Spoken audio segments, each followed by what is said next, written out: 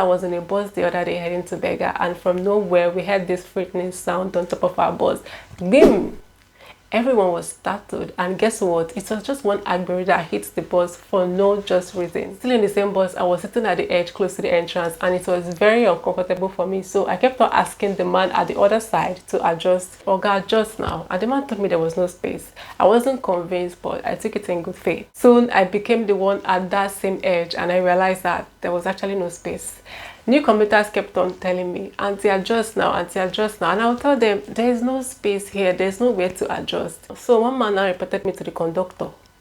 Like, really? You report me to the police now? And so the conductor told me, "Madam, adjust now." And then I shouted, "Don't you know there's no space in this bus? Come and adjust me now." I was shaking my head and opening my eyes as I replied to him, and I was very close to saying, "Stupid man." Thank God I didn't say that, because I just thought to myself, why am I being triggered? Why am I reacting this way? I could have politely replied that there is no space, like I've always been doing, but somehow I just lost it.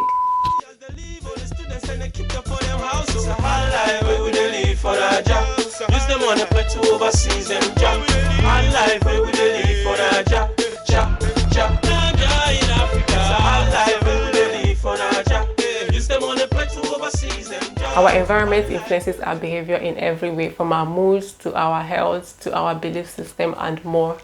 In Lagos, you keep hearing slangs like "shine your eyes, don't dull." I mean, it's a busy city and I can understand the rush and the pressure to appear tough. But there's also this hostility and irritability in the air, maybe due to lack of sleep or notorious gridlock. That's heavy traffic that Lagos is known for. Lagosians cause a lot.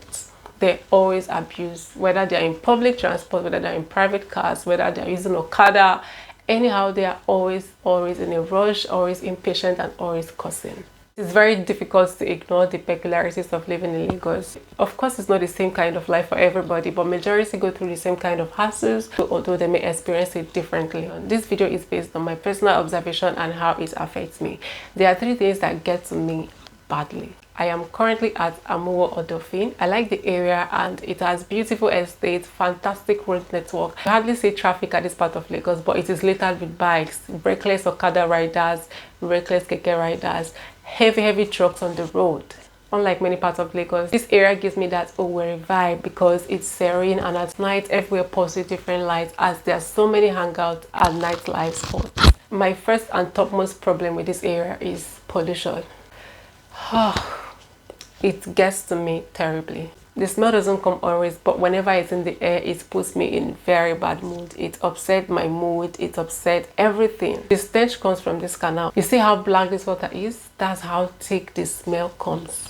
I don't stay that close to this canal, but somehow the stench managed to be distributed far and near. There are houses here and I do wonder, how do they really cope? Because the stench here is static. All the time I've ever passed here, I had to cover my nose. It's that bad. So I wonder, how do they really cope? Do they close their windows all day? Or I don't understand. Whenever I see house here, I just can't but imagine what it is for them. On the good side, this could have been a means of transportation. You can see boats here. There's even a man paddling his boat. So I think it's probably used to be a means of active transportation, but as it stands now, the stench from this water will kill you before you get to your destination. From the number of canals and open gutters in Lagos, there's this massive attack in the city.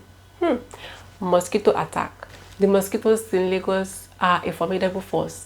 They are never relenting, undying, and dangerous attackers. You just have to keep fleeting or fumigating your house if you want to experience close to a peaceful sleep and stay off sicknesses. Lagos mosquitoes are notorious for malaria. Nigerians are so used to malaria that it doesn't seem like a big deal anymore. When the story of an Australian woman who lost her 2 legs to cerebral malaria due to mosquito bites during her visit in Lagos, many Nigerians made a joke out of the news because we whined, dined, and accepted mosquitoes as pets. Things are supposed to be getting better, not worse. Light is one of those things that have gotten worse in Lagos. Light is painfully scarce, except for those who's on premium or some kind of arrangement. I don't remember having a straight 5-hour light in this area. Sometimes you won't even see light up to 2 days for no reason. It's really frustrating for so many reasons. I have to depend on Jed, which has destroyed my power bank, my phone and laptop battery life. The noise coming from the gen is crazy. It's like I'm in the middle of factory or something. It also affects my video making because I can't make videos when there is no light. So when there is light, I become tense. I begin to rush because I have to do whatever I have to do before the gen comes on. My microphone is best to pick noise. It's a pick noise that is far away before it even pick my voice. I live close to an event center, which means that my Saturdays are taken without my consent. It's all one day every Saturday. There is always a wedding ceremony. I am very happy for the couple, but what about me? What about that? What about getting a soundproof panel for the hall? I hear everything, the loud music. I even sing along. The only thing is that I don't get to eat jollof rice just like the other guests who are inside the main venue. I'm seriously considering getting different attires so that I can always dress up every Saturday and find my way inside the hall. At least if I won't be getting enough rest on Saturdays, I better be getting jollof rice. In all of this, I still like this area. I find it really cool, and I hope Lagos does something to tackle this pollution and noise everywhere in Lagos. So I would like to know what your area is like. What really gets your nerve in this Lagos? What's that thing you wish you can change? I really want to know. So please leave your response under the comment section. Thank you for watching this video. Please subscribe to my channel if you haven't, and turn on your notifications so you can know when the next video is dropping. Also, like and share this video with your friends. See you.